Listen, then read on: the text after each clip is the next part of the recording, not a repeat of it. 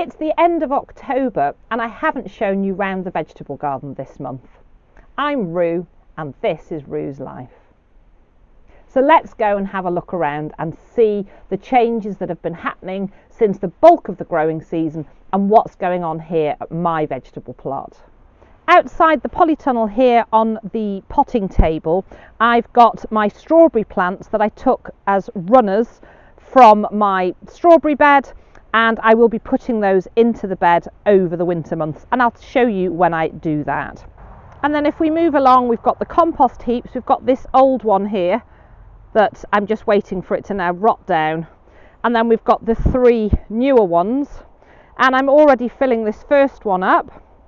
There's a little bit also in the second one. This netting here is what came off the brassicas, and I do need to take that over to the barn and dry it out and put it away ready for the season next year. I've got a few bits and pieces here in my trolley just ready to go into the compost heap. In that little pot there was some rhubarb, and I do need to relocate that, but I'm going to leave it there for the winter months.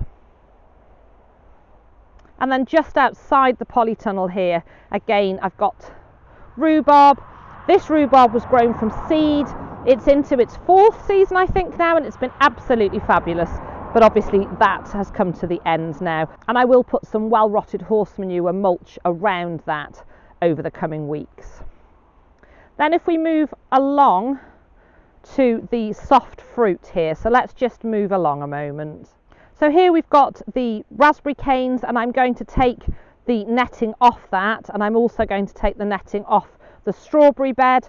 Some of those strawberry plants will come out and I will replace with the new ones that I've just shown you, and I will be chopping the raspberries right back so that they'll come again next season. And then this bed was full of brassicas. We've still got some brassicas going on there. I've got a couple of cabbages that I can get in. There's a cauliflower there that's gone over, so that'll probably just go to the chickens and the bit of it on the compost heap. But I've still got purple sprouting broccoli and sprouts. We'll go down and look at those in a moment. This end of the bed I've now cleared of what was growing because we've eaten all those. So there were cabbages, cauliflower, and a few other bits I can't remember now, but they're all clear, and I've actually put in some of my overwintering onions that wouldn't fit into the other bed where the squash were, which I will show you. So here I've put some of the red onions. And if we just move up to the other end of the brassica bed, so I've got lots still going on the purple sprouting broccoli, and these are also purple sprouting broccoli, and they'll keep going quite nicely through the winter months. I can just keep coming out and picking those. There's still a bit of growing on those. And just moving along again, here we've got my Brussels sprouts. There is a bit of caterpillar damage on these. I had a particularly difficult season with the caterpillars, even with the netting on, because they got tall. Eggs were still laid through that netting. But the plants themselves have survived. So if we just get a little bit closer, you will see that I've got some sprouts forming there, and they should be ready in time for Christmas. And then the other thing that I've got here, again, if we just get down a little bit closer, I have actually overcrowded this bed. So if I just move the sprouts, you can see that I have actually got some curly kale. Again, it took quite a hit from the caterpillars and also some whitefly. But I'm actually going to dig that up, take a good root ball, and I'm going to move them into one of the other beds so they get some space and light. This is the middle bed, and it's where I had last season's overwintered onions, and then I had some absolutely beautiful calendula and a mass of Californian poppies. This bed now needs clearing, and I will get that done over the coming weeks. And you can also see I've obviously missed a few onions when I harvested, so I'll pop those out as well, and they'll do for eating. And then the bed nearest to the polytunnel. In this corner we've got the chives. This is where I had some turnips. It's now clear. I've still got lots of beetroot here, and there's also some beetroot there. So the Bolt Hardy is at this end, just a small amount left. This is the Chioggia beetroot. So let's just move around. So if I move back the leaves, I'm not sure how well I'm showing you this, there are some really lovely beetroot still going in there. And next to those I've got a little space before the bolt hardy. And then again I had lots of these Californian poppies, and there's also some weeds now that need to be cleared. And then we'll move along to the next bed. This is the bed that I had my squash and pumpkin in. I've now taken the squash frame down and I've got in here overwintering onions. So from the far end up to this cane are the radar, which are the white variety, and then here are some of the electric, the red ones, and then of course I've got more of the red variety, as I've already shown you, in the end of that bed there. And then here the flower bed has just been beautiful. We've still got flowers that look delightful, and on the warmer, sunnier days we've still got bees buzzing around. And I've been absolutely thrilled with this bed. It's been everything that I wanted it to be. So let's move down and look at it from the other end. So it's a little bit untidy now. There's a few weeds coming through and it does need a bit of a sort out, but we've still got colour and it's still looking really, really pretty. So I just need to weed this bed, but I'm going to enjoy the remaining flowers that we've got coming. And then just while we're down at this end, the other thing that I will do is give these pathways some attention. There are a few weeds popping up in some areas. This edging here really needs a bit of a weed, and then I will top it up with some fresh bark. So let's go into the polytunnel.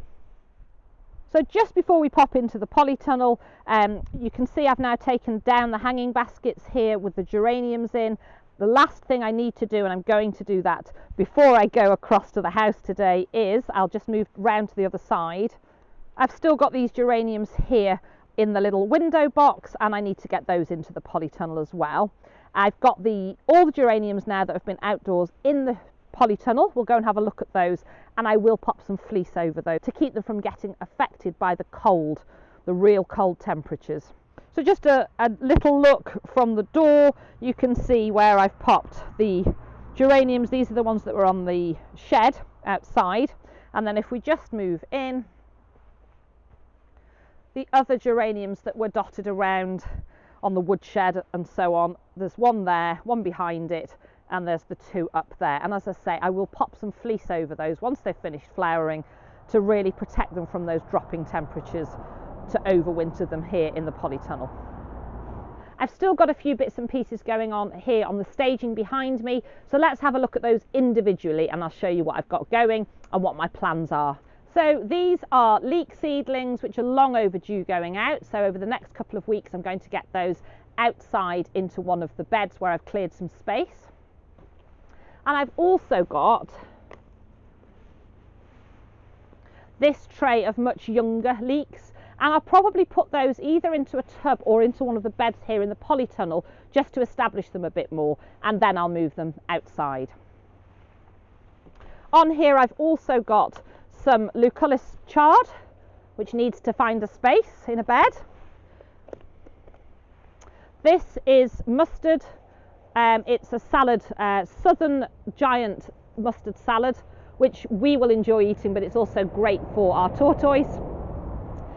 So again, I'll find a pot or a bed to pop that into, but that'll stay here in the polytunnel. And as I say, we enjoy eating it, but Victor, the tortoise, also loves it.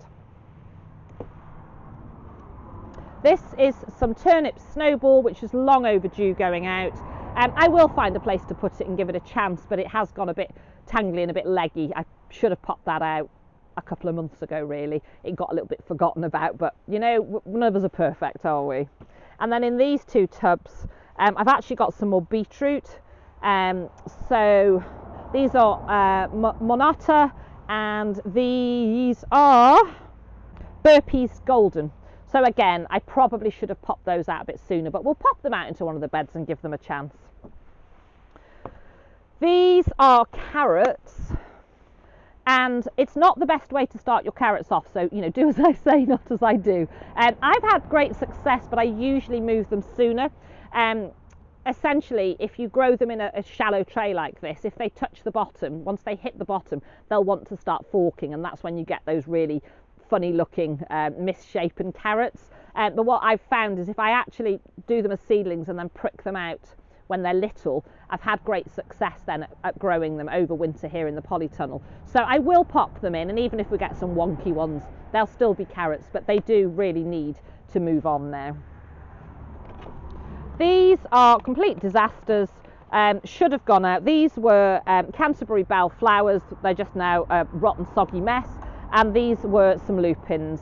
I just never put them out, so they'll be going on to the muck heap. So let's pop those to one side. The celeriac here, it's done for. I never got it outside. I never got it into a bed. It's been sitting here. I don't think it's going to do. I might chuck it in if I've got a bit of space and see, but I think it's been in this pot for just too long, and I don't think it's going to do. And then last of all, on this staging, these are actually nasturtium. Again, I'm not growing them for us. They've got a bit leggy now, but I will be popping them into a bed.